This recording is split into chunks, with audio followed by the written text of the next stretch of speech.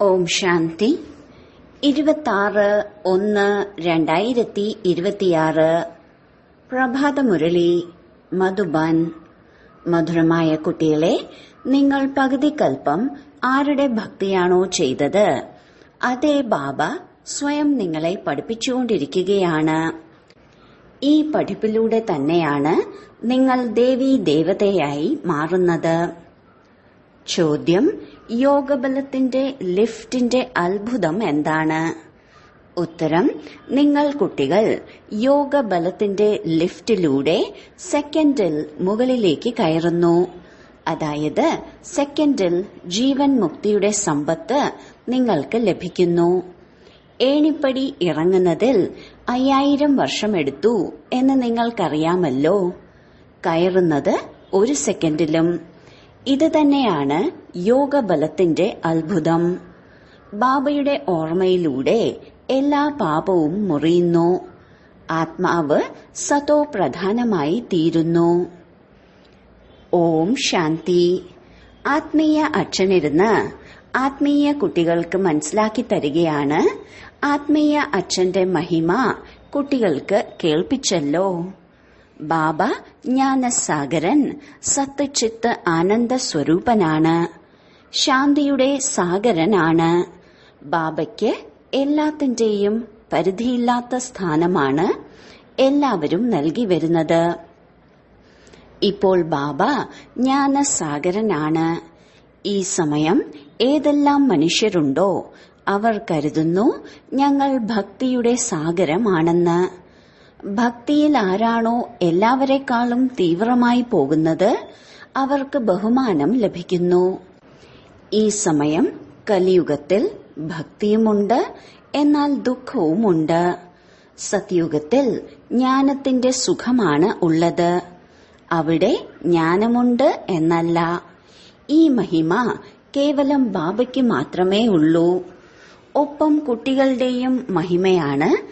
കാരണം ബാബ കുട്ടികളെ പഠിപ്പിക്കുന്നു, അല്ലെങ്കിൽ യാത്ര പഠിപ്പിക്കുന്നു. ബാബ മനസ്സിലാക്കി തന്നു 2 യാത്രകളുണ്ട്. ഭക്തർ തീർത്ഥാടനം നടത്തുന്നു, 4 വശവും ചുറ്റിക്കറങ്ങിക്കൊണ്ടിരിക്കുന്നു. എത്ര സമയം ചുറ്റിക്കറങ്ങുന്നുവോ അത്രയും സമയം വികാരത്തിലേക്ക് പോകുന്നില്ല. മദ്യം മുതലായ മോശമായ വസ്തുക്കൾ കഴിക്കുകയും കുടിക്കുകയും ചെയ്യുന്നില്ല. ചിലപ്പോൾ ബദ്രീനാഥിലും ചിലപ്പോൾ കാശിയിലും ചുറ്റിയടിക്കുന്നു. ഭഗവാനെയാണ് ഭക്തി ചെയ്യുന്നത്. ഭഗവാൻ ഒന്ന് തന്നെ ആയിരിക്കണമല്ലോ. എല്ലാ വശത്തും ചുറ്റിക്കറങ്ങേണ്ടതില്ലല്ലോ. ശിവബാബയുടെ തീർത്ഥസ്ഥാനത്തും ചുറ്റിക്കറങ്ങുന്നുണ്ട്. ഏറ്റവും വലുത് ബനാറസിലെ തീർത്ഥാടനമാണെന്ന് പാടാറുണ്ട്. ഇതിനെ ശിവന്റെ പുരി എന്ന് പറയുന്നു. 4 ഭാഗത്തേക്കും പോകുന്നുണ്ട്. എന്നാൽ ആരുടെ ദർശനമാണോ ചെയ്യാൻ പോകുന്നത്, ആരുടെ ഭക്തിയാണോ ചെയ്യുന്നത്, അവരുടെ ജീവചരിത്രം, അവരുടെ കർത്തവ്യം ഒരാളും അറിയുന്നില്ല. അതിനാൽ ഇതിനെ അന്ധവിശ്വാസമെന്ന് പറയുന്നു. ആരുടെ പൂജ ചെയ്യുന്നോ, മുന്നിൽ തല കുമ്പിടുന്നോ, അവരുടെ ജീവിതകഥ അറിയാതിരിക്കുക, ഇതിനെയാണ് അന്ധവിശ്വാസമെന്ന് പറയുന്നത്. വീട്ടിലും ആഘോഷിക്കാറുണ്ട്. ദേവികളുടെ എത്രയാണ് പൂജ ചെയ്യുന്നത്? മണ്ണുകൊണ്ടും കല്ലുകൊണ്ടും ദേവിമാരെ ഉണ്ടാക്കി അവയെ ധാരാളം അലങ്കരിക്കുന്നു. ലക്ഷ്മിയുടെ ചിത്രം ഉണ്ടാക്കുന്നവരാണെന്നിരിക്കട്ടെ, അവരോട് ചോദിക്കൂ ഇവരുടെ ജീവചരിത്രം എന്താണ്? അപ്പോൾ അവർ പറയും സത്യയുഗത്തിലെ മഹാറാണി ആയിരുന്നുവെന്ന്. ത്രേതായുഗത്തിൽ പിന്നീട് സീതയായിരുന്നു. ബാക്കി ഇവർ എത്ര സമയം രാജ്യം ഭരിച്ചിരുന്നു?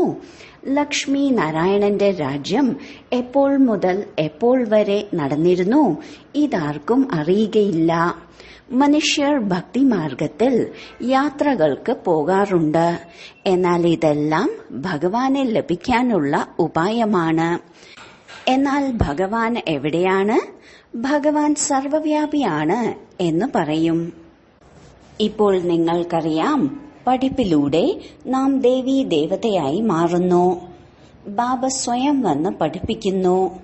ബാബയെ ലഭിക്കുന്നതിന് വേണ്ടിയാണ് പകുതി കൽപ്പം ഭക്തി മാർഗത്തിലൂടെ നടന്നത്. പറയുന്നു, ബാബ പവിത്രമാക്കി മാറ്റൂ, അങ്ങ് ആരാണ് എന്ന പരിചയവും നൽകൂ. ബാബ മനസ്സിലാക്കി തന്നിട്ടുണ്ട്, നിങ്ങൾ ആത്മാവ് ബിന്ദുവാണ്. ആത്മാവിന് തന്നെയാണ് ഇവിടെ ശരീരം ലഭിച്ചിരിക്കുന്നത്. അതിനാൽ ഇവിടെ കർമ്മം ചെയ്യുന്നു. സത്യയുഗത്തിൽ രാജ്യം ഭരിച്ച് പോയി എന്ന് ദേവതകളെക്കുറിച്ച് പറയാറുണ്ട്. ഗോഡ് ഫാദറാണ് സ്വർഗം സ്ഥാപിച്ചതെന്ന് ക്രിസ്ത്യാനികൾ മനസ്സിലാക്കുന്നു.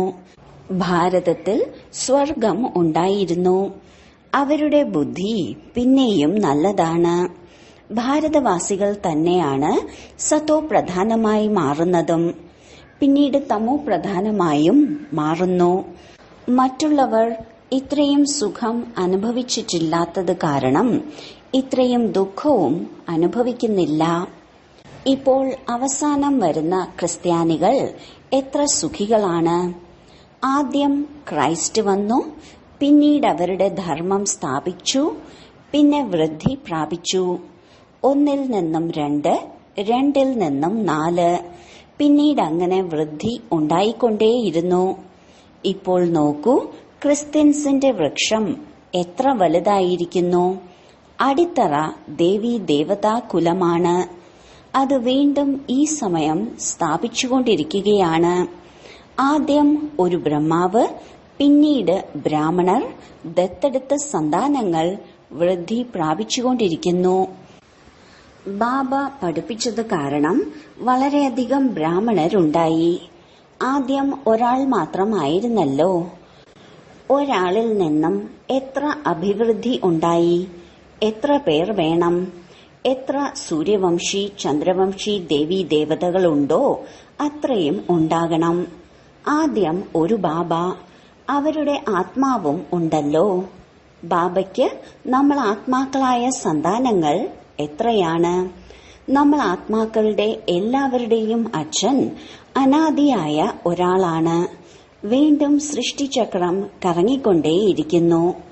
എല്ലാ മനുഷ്യരും സദാ ഉണ്ടായിരിക്കുകയില്ലല്ലോ. ആത്മാക്കൾക്ക് ഭിന്ന ഭിന്ന പാർട്ട് അഭിനയിക്കണം. ഈ വൃക്ഷത്തിലെ ആദ്യ തായ്തടിയാണ് ദേവീ ദേവതകളുടേത്. പിന്നീട് അതിൽ നിന്നും ശാഖകൾ ഉണ്ടായി. അതിനാൽ ബാബ ഇരുന്ന് കുട്ടികൾക്ക് മനസ്സിലാക്കി തരികയാണ്, കുട്ടികളെ, ഞാൻ വന്ന് എന്താണ് ചെയ്യുന്നത്. ആത്മാവിൽ തന്നെയാണ് ധാരണ ഉണ്ടാകുന്നത്. ബാബ കേൾപ്പിക്കുകയാണ്, ഞാൻ എങ്ങനെയാണ് വന്നത് എന്ന്.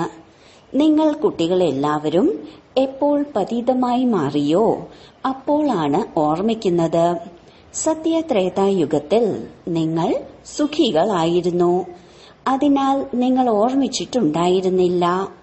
ദ്വാപരത്തിന് ശേഷം എപ്പോഴാണോ കൂടുതൽ ദുഃഖമുണ്ടാകാൻ ആരംഭിച്ചത് അപ്പോൾ വിളിക്കുന്നു, അല്ലയോ പരംപിത പരമാത്മാവായ ബാബ. അതേ കുട്ടികളെ, ഞാൻ കേട്ടു. നിങ്ങൾക്ക് എന്താണ് വേണ്ടത്? ബാബ, വന്ന പതീതരെ പാവനമാക്കി മാറ്റൂ. ബാബ, ഞങ്ങൾ വളരെയധികം ദുഃഖികളും പതീതവുമാണ്. ഞങ്ങളെ വന്ന് പാവനമാക്കൂ, കൃപ കാണിക്കൂ, ആശീർവദിക്കൂ. നിങ്ങളാണ് എന്നെ വിളിച്ചത്. ബാബ, വന്ന് പതീതരെ പാവനമാക്കി മാറ്റൂ. സത്യയുഗത്തെയാണ് പാവനമെന്ന് പറയുന്നത്. ഇതും സ്വയം ബാബ വന്ന് മനസ്സിലാക്കി തരുന്നു. ഡ്രാമ പ്ലാൻ അനുസരിച്ച് എപ്പോൾ സംഗമയുഗം ഉണ്ടാകുന്നുവോ, സൃഷ്ടി പഴയതാകുന്നുവോ, അപ്പോൾ ഞാൻ വരും. നിങ്ങൾ മനസ്സിലാക്കുന്നു, സന്യാസിമാരും 2 പ്രകാരത്തിലുണ്ട്. അവർ വീടുപേക്ഷിച്ച് കാട്ടിൽ ചെന്നിരിക്കുന്നു.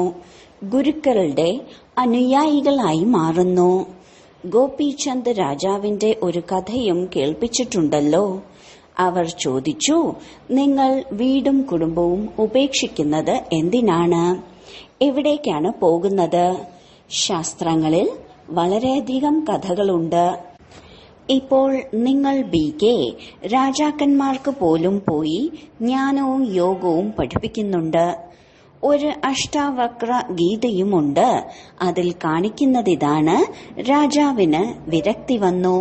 പിന്നെ പറഞ്ഞു, എനിക്ക് പരമാത്മാവിൽ ലയിക്കണം. വിളംബരം പുറപ്പെടുവിച്ചു. ഇത് അതേ സമയമാണ് ബാബയുമായി മിലനം ആഘോഷിക്കുന്നതിന് വേണ്ടി. നിങ്ങളും രാജാക്കന്മാർക്ക് പോയി ജ്ഞാനം നൽകുന്നുണ്ടല്ലോ. എങ്ങനെയാണോ നിങ്ങൾക്ക് ബാബയെ ലഭിച്ചത്, അതുപോലെ മറ്റുള്ളവർക്കും ലഭിക്കുന്നതിനുള്ള പരിശ്രമം ചെയ്യണം. നിങ്ങൾ പറയുന്നുണ്ട്, ഞങ്ങൾ നിങ്ങളെ സ്വർഗത്തിന്റെ അധികാരിയാക്കി മാറ്റാം, മുക്തി ജീവൻ മുക്തി നൽകാം. പിന്നീട് അവരോട് പറയൂ, ശിവബാബയെ ഓർമ്മിക്കൂ, മറ്റാരെയുമല്ല. നിങ്ങളുടെ അടുത്തും ആരംഭത്തിൽ പരസ്പരം നോക്കിയിരിക്കെ ധ്യാനത്തിലേക്ക് പോകുമായിരുന്നു. വളരെ അത്ഭുതം തോന്നുമായിരുന്നു. ബ്രഹ്മബാബയിൽ ശിവബാബയുണ്ടായിരുന്നല്ലോ. അതിനാൽ ബാബ അത്ഭുതം കാണിക്കുമായിരുന്നു. എല്ലാവരുടെയും ഓർമ്മയാകുന്ന ചരടിനെ ആകർഷിക്കുമായിരുന്നു. ബാബ് ദാദ ഒരുമിച്ചുണ്ടായിരുന്നല്ലോ. ഇത് ശ്മശാനമായി മാറിയിരിക്കുകയാണ്. എല്ലാവരും ബാബയുടെ ഓർമ്മയിൽ ഉറങ്ങൂ. എല്ലാവരും ധ്യാനത്തിൽ പോകുമായിരുന്നു. ഇതെല്ലാം ശിവബാബയുടെ സൂത്രമായിരുന്നു. ഇതിനെ പിന്നീട് പലരും മന്ത്രവിദ്യയാണെന്ന് കരുതി. ഇതായിരുന്നു ശിവബാബയുടെ കളി. ബാബ ഇന്ദ്രജാലക്കാരനും വ്യാപാരിയും രത്നാകരനുമാണല്ലോ. അലക്കുകാരനും സ്വർണപ്പണിക്കാരനും വക്കീലുമാണ്. എല്ലാവരെയും രാവണന്റെ ജയിലിൽ നിന്ന് മോചിപ്പിക്കുന്നു. ബാബയെ തന്നെയാണ് എല്ലാവരും വിളിക്കുന്നത്. അല്ലയോ പതിത പാവന, ദൂരദേശത്ത് വസിക്കുന്നവനെ, ഞങ്ങളെ വന്ന് പാവനമാക്കി മാറ്റൂ. പതിത ലോകത്തിൽ പതിത ശരീരത്തിൽ വന്ന് ഞങ്ങളെ പാവനമാക്കി മാറ്റൂ. ഇപ്പോൾ നിങ്ങൾ അതിന്റെ അർത്ഥവും മനസ്സിലാക്കി. ബാബ വന്ന് പറയുകയാണ്, നിങ്ങൾ കുട്ടികൾ രാവണന്റെ ദേശത്തിലേക്ക് എന്നെ വിളിച്ചു. ഞാൻ പരംധാമത്തിൽ ഇരിക്കുകയായിരുന്നു. സ്വർഗം സ്ഥാപിക്കുന്നതിന് വേണ്ടി എന്നെ നരകത്തിൽ രാവണദേശത്തിൽ വിളിച്ചിരിക്കുകയാണ്. ഇപ്പോൾ സുഖധാമത്തിലേക്ക് കൂട്ടിക്കൊണ്ടു പോകൂ. ഇപ്പോൾ നിങ്ങൾ കുട്ടികളെ കൂട്ടിക്കൊണ്ടു പോകണമല്ലോ. ഇത് ഡ്രാമയാണ്. ഞാൻ നിങ്ങൾക്ക് ഏതൊരു രാജ്യമാണോ നൽകിയിരുന്നത് അത് പൂർത്തിയായി. പിന്നീട് ദ്വാപരം മുതൽ രാവണ രാജ്യം ആരംഭിച്ചു. 5 വികാരങ്ങളിൽ വീണു. ജഗന്നാഥപുരിയിൽ ഇതിന്റെ ചിത്രങ്ങളും ഉണ്ടാക്കിയിട്ടുണ്ട്. ആദ്യ നമ്പറിൽ ആരെല്ലാം ഉണ്ടായിരുന്നോ അവർ പിന്നീട് 84 ജന്മങ്ങളെടുത്ത് ഇപ്പോൾ അവസാനം എത്തിയിരിക്കുകയാണ്. ഇനി അവർക്ക് ആദ്യ നമ്പറിലേക്ക് പോകണം. ബ്രഹ്മാവ് ഇരിക്കുന്നുണ്ട്, വിഷ്ണുവും ഉണ്ട്. ഇവർക്ക് പരസ്പരം എന്ത് ബന്ധമാണുള്ളത് ലോകത്തിൽ ആർക്കും അറിയുകയില്ല. ബ്രഹ്മ സരസ്വതിമാരും യഥാർത്ഥത്തിൽ സത്യയുഗത്തിലെ അധികാരിയായ ലക്ഷ്മി നാരായണനായിരുന്നു. ഇപ്പോൾ നരകത്തിന്റെ അധികാരിയായി മാറി. ഇപ്പോൾ ഇവർ ലക്ഷ്മി നാരായണനായി മാറാനുള്ള തപസ് ചെയ്തുകൊണ്ടിരിക്കുകയാണ്. പൂർണമായ ഓർമ്മചിഹ്നം ദിൽവാഡ ക്ഷേത്രത്തിലുണ്ട്. ബാബയും ഇവിടെ തന്നെയാണ് വരുന്നത്. അതിനാൽ ഇപ്പോൾ എഴുതുന്നുമുണ്ട്, ആബു സർവ തീർത്ഥസ്ഥാനങ്ങളിലും സർവധർമ്മ തീർത്ഥസ്ഥാനങ്ങളിലും മുഖ്യ തീർത്ഥസ്ഥാനമാണ്. കാരണം ഇവിടെ തന്നെയാണ് ബാബ വന്ന് സർവധർമ്മങ്ങളുടെയും സദ്ഗതി ചെയ്യുന്നത്. നിങ്ങൾ ശാന്തിധാമിൽ പോയി പിന്നീട് സ്വർഗത്തിലേക്ക് പോകും. ബാക്കി എല്ലാവരും ശാന്തിധാമത്തിലേക്ക് പോകുന്നു. അത് ജഡമായ ഓർമ്മചിഹ്നമാണ്. ഇത് ചൈതന്യമാണ്. എപ്പോഴാണോ നിങ്ങൾ ചൈതന്യത്തിൽ അതുപോലെ ആയിത്തീരുന്നത്, അപ്പോൾ എല്ലാ ക്ഷേത്രങ്ങളും ഇല്ലാതാകുന്നു. പിന്നീട് ഭക്തിമാർഗത്തിൽ ഇത് ഓർമ്മചിഹ്നമാക്കി ഉണ്ടാക്കും. ഇപ്പോൾ നിങ്ങൾ സ്വർഗം സ്ഥാപിച്ചുകൊണ്ടിരിക്കുകയാണ്. സ്വർഗം മുകളിലാണെന്നാണ് മനുഷ്യർ മനസ്സിലാക്കിയിരിക്കുന്നത്. ഇപ്പോൾ നിങ്ങൾ മനസ്സിലാക്കുന്നുണ്ട്, ഇതേ ഭാരതം സ്വർഗമായിരുന്നു, ഇപ്പോൾ നരകമാണ്. ഈ ചക്രം കാണുന്നതിലൂടെ തന്നെ മുഴുവൻ ജ്ഞാനവും വന്നു കഴിഞ്ഞു. ദ്വാപരയുഗം മുതൽ അനേക ധർമ്മം വന്നു. ഇപ്പോൾ നോക്കുമ്പോൾ എത്ര ധർമ്മമാണ്. ഇത് കലിയുഗമാണ്. ഇപ്പോൾ നിങ്ങൾ സംഗമത്തിലാണ്. സത്യയുഗത്തിലേക്ക് പോകുന്നതിന് വേണ്ടി പുരുഷാർത്ഥം ചെയ്തുകൊണ്ടിരിക്കുകയാണ്. കലിയുഗത്തിൽ എല്ലാവരും കല്ലുബുദ്ധികളാണ്. സത്യയുഗത്തിൽ പവിഴബുദ്ധികളും. നിങ്ങൾ പവിഴബുദ്ധികളായിരുന്നു. നിങ്ങൾ തന്നെയാണ് പിന്നീട് കല്ലുബുദ്ധികളായി മാറിയത്. വീണ്ടും പവിഴബുദ്ധിയായി മാറണം. ബാബ പറയുന്നു, നിങ്ങൾ എന്നെ വിളിച്ചതാണ്, അതിനാൽ ഞാൻ വന്നിരിക്കുകയാണ്. നിങ്ങളോട് പറഞ്ഞതിതാണ്, കാമത്തെ ജയിച്ചാൽ മുഴുവൻ ലോകത്തെയും ജയിക്കാം. മുഖ്യമായത് വികാരം തന്നെയാണ്. സത്യയുഗത്തിൽ എല്ലാവരും നിർവികാരികളാണ്. കലിയുഗത്തിൽ വികാരി. ബാബ പറയുന്നു, കുട്ടികളെ ഇപ്പോൾ നിർവികാരിയായി മാറൂ. 63 ജന്മം വികാരങ്ങളിൽ പോയി. ഇപ്പോൾ ഈ അന്തിമ ജന്മത്തിൽ പവിത്രമായി മാറൂ. ഇപ്പോൾ എല്ലാവർക്കും മരിക്കുക തന്നെ വേണം. ഞാൻ സ്വർഗം സ്ഥാപിക്കാൻ വന്നിരിക്കുകയാണ്. അതിനാൽ എന്റെ ശ്രീമത പ്രകാരം നടക്കൂ. ഞാൻ എന്താണോ പറയുന്നത് അത് കേൾക്കൂ. ഇപ്പോൾ നിങ്ങൾ കല്ലുബുദ്ധികളെ പവിഴബുദ്ധിയാക്കാനുള്ള പുരുഷാർത്ഥം ചെയ്തുകൊണ്ടിരിക്കുകയാണ്. നിങ്ങൾ തന്നെയാണ് പൂർണമായും ഏണിപ്പടി ഇറങ്ങുന്നതും പിന്നീട് കയറുന്നതും. നിങ്ങൾ ജിന്നിനെ പോലെയാണ്. ജിന്നിന്റെ കഥ പറയാറുണ്ടല്ലോ. ജിന്ന് പറഞ്ഞു, ജോലി നൽകൂ. അപ്പോൾ പറഞ്ഞു, ശരി, പടി ഇറങ്ങി കയറിക്കോളൂ. ഏണിപ്പടി കയറ്റാനും ഏണിപ്പടി ഇറക്കാനും ഭഗവാൻ എന്തു പറ്റി എന്ന് വളരെയധികം മനുഷ്യർ പറയുന്നുണ്ട്. ഇങ്ങനെയുള്ള ഏണിപ്പടി ഉണ്ടാക്കാൻ ഭഗവാൻ എന്ത് സംഭവിച്ചു? ബാബ മനസ്സിലാക്കി തരികയാണ്, ഇത് അനാദിയായ കളിയാണ്. നിങ്ങൾ 5000 വർഷത്തിൽ 84 ജന്മങ്ങൾ എടുത്തു. 5000 വർഷത്തിൽ നിങ്ങൾ താഴേക്ക് ഇറങ്ങി വന്നു. പിന്നീട് സെക്കൻഡിലാണ് മുകളിലേക്ക് പോകുന്നത്. ഇത് നിങ്ങളുടെ യോഗബലത്തിന്റെ ലിഫ്റ്റാണ്. ബാബ പറയുന്നു, ഓർമ്മിക്കുകയാണെങ്കിൽ നിങ്ങളുടെ പാപം മുറിഞ്ഞു പോകും. ബാബ വന്നതിലൂടെ നിങ്ങൾ സെക്കൻഡിൽ മുകളിലേക്ക് പോകുന്നു. പിന്നീട് ഇറങ്ങുന്നതിൽ 5000 വർഷം എടുത്തു. ശരി, വീണ്ടും ഈ ഒരു ജന്മത്തിൽ തമോ പ്രധാനത്തിൽ നിന്നും സതോ പ്രധാനമായി തീരണം. ഞാൻ നിങ്ങൾക്ക് സ്വർഗത്തിലെ ചക്രവർത്തി പദവിയാണ് നൽകുന്നതെങ്കിൽ എന്തുകൊണ്ട് പവിത്രമായി മാറിക്കൂടാ? എന്നാൽ കാമേഷു ക്രോധേഷു ആണല്ലോ. വികാരത്തിന് സമ്മതിക്കാത്തത് കാരണം സ്ത്രീയെ അടിക്കുന്നു, പുറത്താക്കുന്നു, ചുട്ടെരിക്കുന്നു. അബലകളിൽ എത്ര അത്യാചാരമാണ് ഉണ്ടാകുന്നത്. ഇതും ഡ്രാമയിൽ അടങ്ങിയിട്ടുള്ളതാണ്.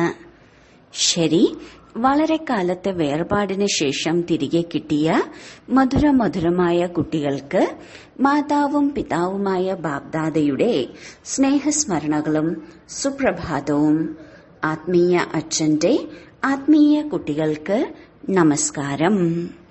ധാരണയ്ക്കുള്ള മുഖ്യ സാരം: 1. വിശ്വത്തിന്റെ അധികാരിയായി മാറുന്നതിനും വിശ്വത്തിന്റെ ചക്രവർത്തി പദവി നേടുന്നതിനും വേണ്ടി മുഖ്യമായി കാമവികാരത്തിന് മേൽ വിജയം നേടണം. തീർച്ചയായും സമ്പൂർണ്ണ നിർവികാരിയായി മാറണം. 2. എങ്ങനെയാണോ നമുക്ക് ബാബയെ ലഭിച്ചത് അതുപോലെ സർവർക്കും പ്രാപ്തമാക്കുന്നതിനു വേണ്ടി പരിശ്രമിക്കണം. ബാബയുടെ യഥാർത്ഥ പരിചയം നൽകണം. സത്യം സത്യമായ യാത്ര പഠിപ്പിക്കണം. വരദാനം: ദുഃഖത്തിന്റെ ലോകം മുന്നിലുണ്ടായിട്ടും ദുഃഖമില്ലാത്ത ലോകത്തിന്റെ രാജത്വം അനുഭവിക്കുന്ന അഷ്ടശക്തി സ്വരൂപമായി ഭവിക്കട്ടെ. ദുഃഖത്തിന്റെയും ദുഃഖമില്ലാത്തതിന്റെയും അറിവ് ഇപ്പോഴാണ് ഉള്ളത്. ദുഃഖത്തിന്റെ ലോകം മുന്നിലുണ്ടെങ്കിലും സദാ ദുഃഖമില്ലാത്ത ലോകത്തിന്റെ അനുഭവം ചെയ്യണം. ഇതാണ് അഷ്ടശക്തി സ്വരൂപങ്ങളായ കർമ്മേന്ദ്രിയങ്ങളെ ജയിക്കുന്ന കുട്ടികളുടെ അടയാളം. ഇപ്പോഴാണ് ബാബയിൽ നിന്ന് സർവശക്തികളും പ്രാപ്തമാകുന്നത്. ഏതെങ്കിലും സംഘദോഷത്തിലോ അല്ലെങ്കിൽ ഏതെങ്കിലും കർമ്മേന്ദ്രിയങ്ങൾക്ക് വശപ്പെട്ട് തന്റെ ശക്തി നഷ്ടമാക്കിയാൽ ദുഃഖമില്ലാത്ത ലോകത്തിന്റെ ലഹരിയും സന്തോഷവും പ്രാപ്തമായത് സ്വതവേ നഷ്ടമാകും. ദുഃഖമില്ലാത്ത ലോകത്തിലെ ചക്രവർത്തി ദരിദ്രനാകും. സ്ലോഗൻ: ദൃഢതയുടെ ശക്തി സദാ കൂടെയുണ്ടെങ്കിൽ സഫലത നിങ്ങളുടെ കഴുത്തിലെ മാലയാണ്. അവ്യക്ത സൂചന: ഈ അവ്യക്ത മാസത്തിൽ ബന്ധനമുക്തമായിരുന്ന് ജീവൻ മുക്ത സ്ഥിതിയുടെ അനുഭവം ചെയ്യൂ. നിങ്ങളുടെ സങ്കല്പങ്ങളുടെ കൊടുങ്കാറ്റുകളോ ഏതെങ്കിലും സംബന്ധത്തിലൂടെയോ പ്രകൃതിയിലൂടെയോ പ്രശ്നങ്ങളിലൂടെയോ കൊടുങ്കാറ്റുകളോ വിഘ്നങ്ങളോ വരികയാണെങ്കിൽ അവയിൽ നിന്ന് മുക്തമാകുന്നതിനായി യോഗയുക്തവും യുക്തിയുക്തവുമാകൂ. എപ്പോൾ വരെ യോഗയുക്തമാകുന്നില്ലയോ അപ്പോൾ വരെ വിഘ്നങ്ങൾ നിറഞ്ഞവരാണ്.